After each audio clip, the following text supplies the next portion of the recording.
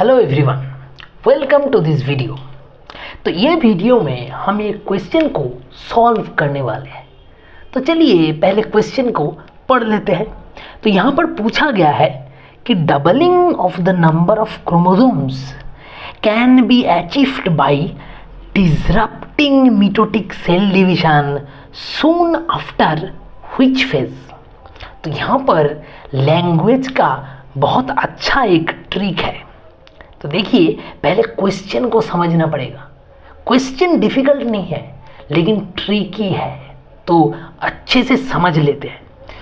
हमसे पूछा गया है कि doubling of number of chromosome ये कब अचीव होगा, कौन सा फेज में अचीव होगा अगर हम मिटोटिक सेल डिवीजन को डिसरप्ट कर दिए। मिटोटिक सेल जो डिवीजन है उसे हम कौन सा फेज में स्टॉप कर देंगे ताकि हमें doubling of number of chromosomes मिले।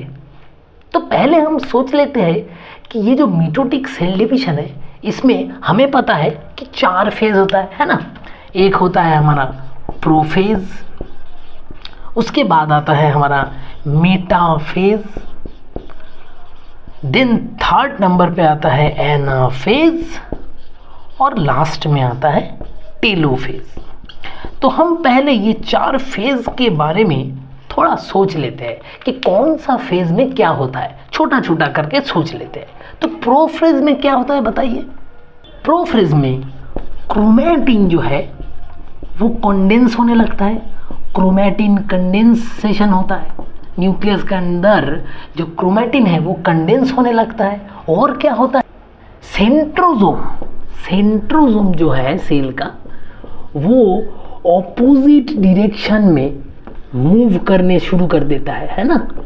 ऑपोजिट डायरेक्शन में मूव कर जाता है और क्या बनाना शुरू करता है मिटोटिक स्पिंडल बनाना भी शुरू हो जाता है हमारा प्रोफेज में। तो प्रोफेज में इन जनरल 3 चीज़ होता है। क्रोमैटिन कंडेंस हो जाता है न्यूक्लियस के अंदर में, और सेंट्रोजोम ऑपोजिट डायरेक्शन में जाने लगता है और मिटोटिक स्पिंडल फॉर्म होने लगता है। ये हमें पता है। अब मेटाफेज को थोड़ा देखते हैं।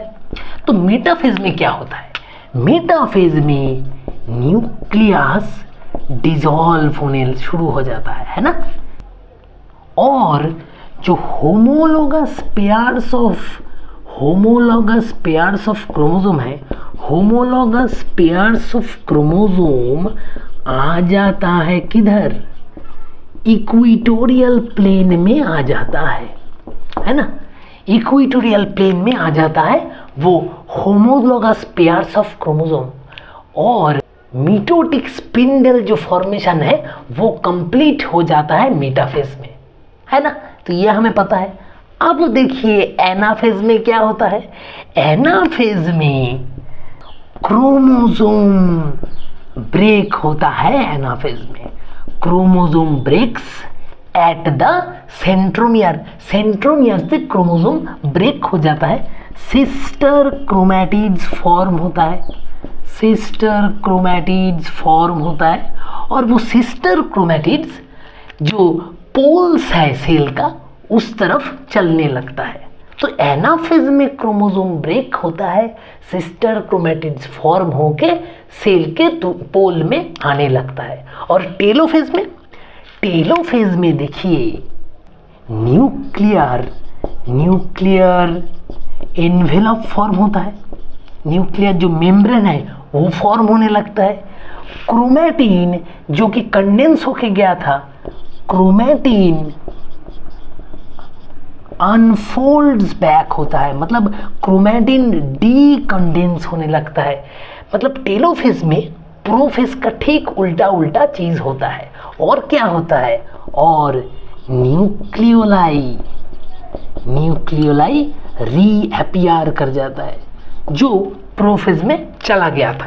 न्यूक्लियोलाई डिसअपियर कर जाता है प्रोफेज में।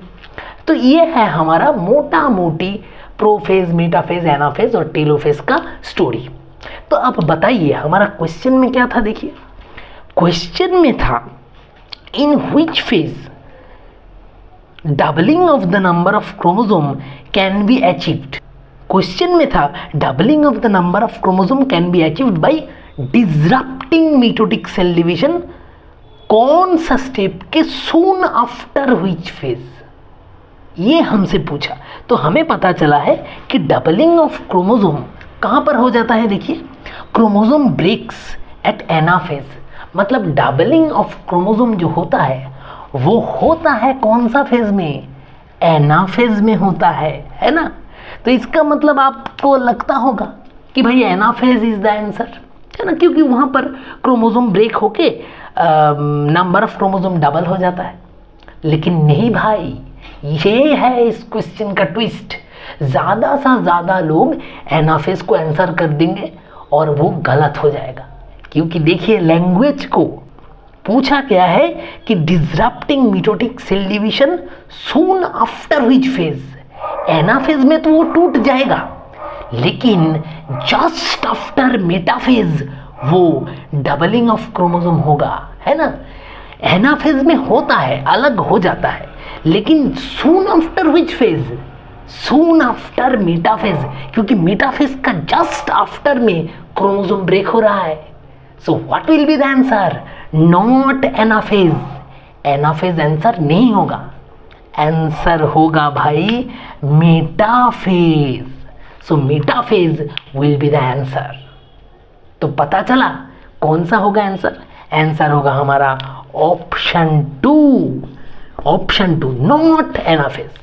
सो ये है इस क्वेश्चन का लैंग्वेज का खेल। देखा कितना इजी क्वेश्चन है लेकिन कितना ट्रिकी है। So hope you have understood the answer very well.